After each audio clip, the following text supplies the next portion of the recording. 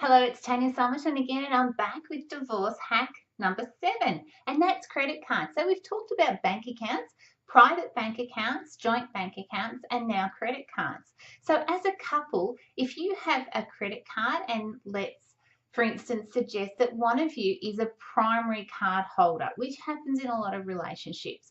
So you might have let's say an American Express or a Visa card or a MasterCard, and one of you might be the primary card holder and the other person might be the secondary card holder.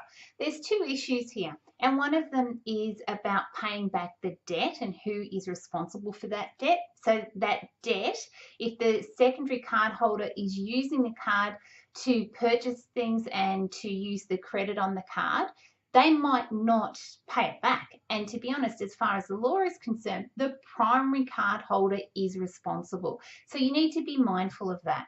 Secondly, if you are the person that has the secondary card, there's every chance that that card could be stopped or cancelled. So if out of that card you've got direct debits or things like that, or that's how you buy your petrol or your food, and all of a sudden that card gets cancelled, you're not going to be able to live. So these are all things that you need to consider when you're leaving your relationship or when you're going through a separation or divorce.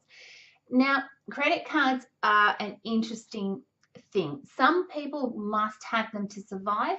Other people just have them as a rainy day necessity. Some people are just addicted to them and they spend money on them willy-nilly, not really realizing how they can affect their life and their credit report. So what we want to do is, if you are going through a separation or a divorce, you don't want to be putting unnecessary money onto your card if you are the primary card holder. But in saying that as well, if you're part of a secondary card holder, or your partner is the secondary card holder, you want to make sure that they don't go out and spend a whole lot of money on that card. So really, you want to have your own card. You want to make sure that the card is in your name, especially if you are, for instance, you're the female, you're not the primary income earner of the house, and if you're leaving the relationship, you want to make sure that you've got something to rely on. Before you even leave, you want to make sure that you've got a credit card in your back pocket that you can use for rainy day expenses. Just, it could be things like buying sheets or some household furniture or anything like that that's a necessity to continue to help you live and survive. But credit cards, unfortunately, sometimes can be a necessary evil. But please, don't spend money on them that you don't need to spend, because they'll just get you into a world of hurt. And if you look at my course for simple steps to guarantee financial security, we make sure and teach you how to deal with them.